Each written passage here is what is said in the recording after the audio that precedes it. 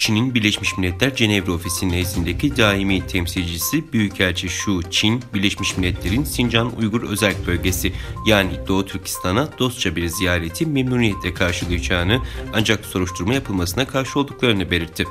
Birleşmiş Milletler İnsan Hakları Yüksek Komiserliği Sözcüsü 1 Ekim'de yaptığı açıklamada Uygur Özerk Bölgesi'ne anlamlı veya başka türlü bir erişim iznimiz yok ifadesini kullanmıştı.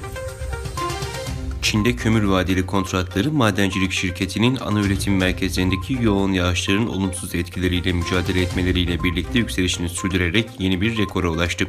Kömür vadeleri emtia piyasasında %8,8 yükselişle ton başına 1640 yen yani $254,30 kadar çıkarak yeni bir gün içi rekora daha imza attı.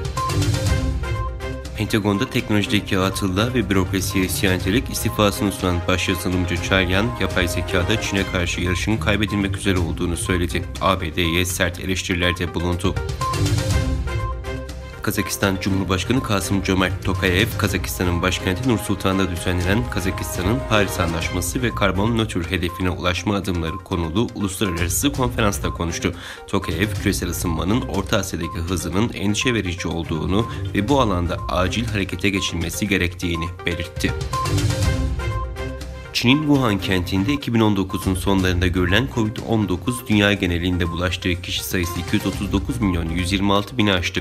Çin'in Halk Sağlığı Danışmanı Feng Yong, aldıkları halk sağlığı önlemleri ve ülke genelinde 2,2 milyar doz koronavirüs aşısı uygulamasıyla toplam koronavirüs vaka sayısını 100.000'in altında tutmayı başardıklarını ileri sürdü.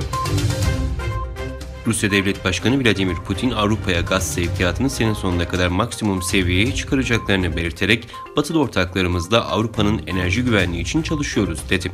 Putin, ülkesinin Avrupa'ya gaz sevkiyatına ilişkin sözleşme yükümlülüklerini yerine getirdiğine vurgu yaptı. Pekin hükümeti Tayvan yakınlarındaki askeri tatbikatlarının Tayvan'ın yabancı güçlerle yaptığı gizli anlaşmalara bir yanıt olduğunu söyledi. Çin'in Tayvan İşleri Ofisi sözcüsü artan gerilimin suçunu Tayvan'a yükledi.